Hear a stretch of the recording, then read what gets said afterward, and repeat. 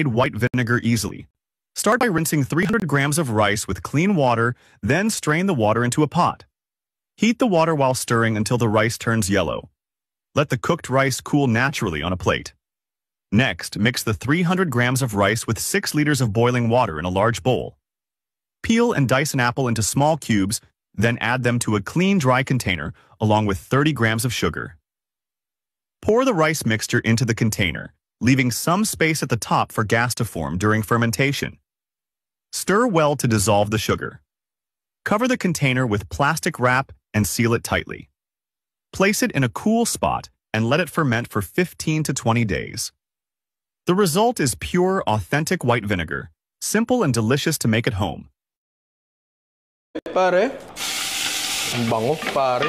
Sibuyas, yes, ganyan talaga karami. Bawang, yes, ganyan talaga karami. Kamatis, patis, paminta, dahon ng laurel. Tomato paste, pare. Yan, sunog-sunog na yan. Gusto natin yan. Gata, pare. Tsaka konting tubig lang.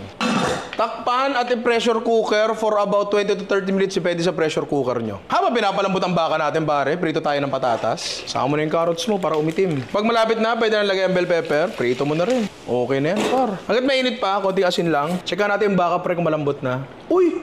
Ano yan? Corn bife? Liver spread, pare. Yan. Melting cheese, pare. Lagay nyo dyan. Tunawin lang natin yung keso. Patayin na natin yan. Ha? Ito. Tapos, all-purpose cream of fire. Ooh! Tikman na natin to, par. Yung karne, huwag na natin pan... Ay, inang! Gana rin nga pala ako tumirada ng Japanese curry. Gagamitan ko ito ng beef sukiyaki para wala ka ng palambutin. Instant na kumbaga. Ito nga pala ang paborito kong kainin nung nakatira pa ako sa Japan. Arigato gozaimasu at yamete kudasai lang ang natutunan kong salita. Pagkatapos kong iprito ang carrots at patatas, ikakaramelize ko ng bahagya ang sibuyas. Kapag ka nagkagaya ng itsura, isasangkutsa ko na ang baka na nabili ko sa Alpha. I love paminta kaya dinamihan ko. Kaunting garlic lang sana pero yain na. I love garlic na din pala. Manamis na tomato ketchup at saka Worcestershire sauce, mga 8 tagaktak. Ibinalik ko ang gulay saka ko lalagyan ng instant curry with the touch of apple and honey. Katalo na rewari ko sa 3 piraso. At saka ko naman sasabawan ng malinis na water from Pasig River. At digay iyan pakukuluin mo na lang kusa ng lalapot yan. Japanese beef curry, kahit si Sakuragi mapapasabi ng oishi. Pagkagana rin ang ulam, bangas na naman ang saingan. Ay inang! Training stir-fried broccoli with beef recipe in China. Thinly sliced broccoli and mushroom with the left hand. Put into boiling water, salt, edible oil. Blanch for 2 minutes. Leave it alone. Slice the unexpired beef, light soy sauce, ground pepper, cornstarch, baking soda, cooking oil. Gently give it a Thai massage. Stir-fry on high heat till color changes. Add vegetables, salt, light soy sauce. Well mix it with grandma's spatula. Dish up. Done and dusted. Out of this world.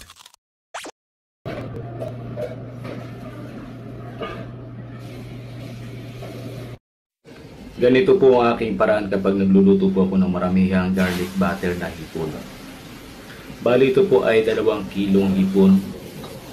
So, tinitimplahan ko na po agad doon pa lang sa mixing bowl. Tinitimplahan ko ng butter, oyster sauce, light soy sauce, sugar, fresh garlic, at fried garlic. Hindi na po ako nagigisa, direct ko na po lahat nilalagay sa aking wok pan. At kailangan po ay malakas ang apoy para mas mabilis pong maluto at mabilis pong mag-reduce yung sauce. Dahil kapag maramihan po ang ating mga hipon ay nagkakatas po siya, nagtutubig. So hindi na po natin kailangan maglagay ng tubig. Naglagay lang po ako dyan ng konting pampalapot dahil masyadong marami yung sabaw ng aking hipon. At ganun lang po kadali ang pagluluto ng garlic butter shrimps na tinimplahan na agad sa isang mixing bowl.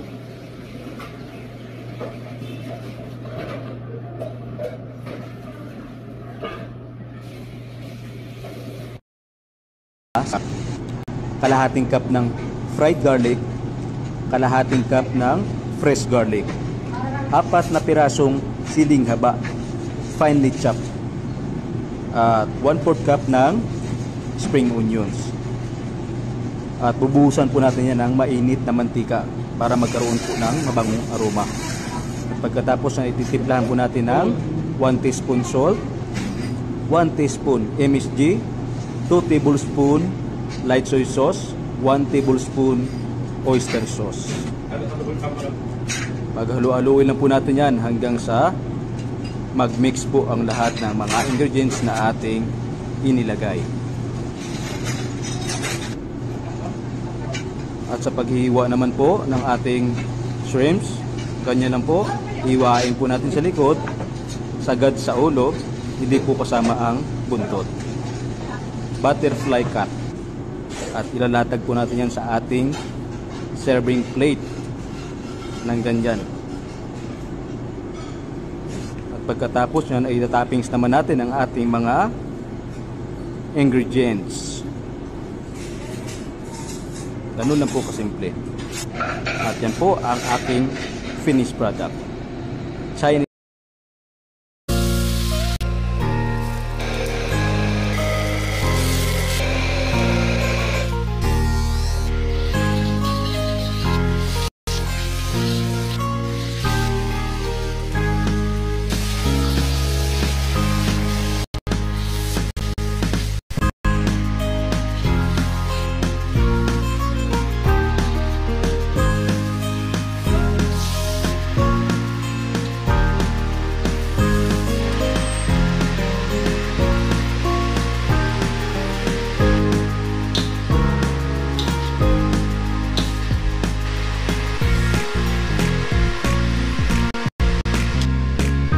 Ingredients on the screen and then go straight into the pan. Cook it until 75% done and then add in your sliced onions and then top it off with some dashi broth. Let that simmer for a few minutes while you beat a few eggs on the side, and then once that chicken is done, you can fill in the gaps with your beaten eggs and then let it simmer for a little bit more until the eggs are cooked to your liking. Serve it over a big bowl of rice, and I like to top mine off with some scallions, togorashi, and an egg yolk. I'm going to show you how to make a super popular Japanese dish with a little twist. I don't cook chicken any other way. Cut the chicken thighs lengthwise. Put garlic in a bowl and salt. Pour hot water.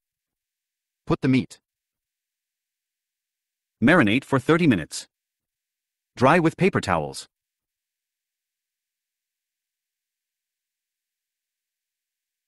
Mix the flour with spices. Place in 2 bowls. Mix some of the flour with eggs and water. Dip the chicken thighs in the batter. Then roll in flour. Fry for 5 minutes.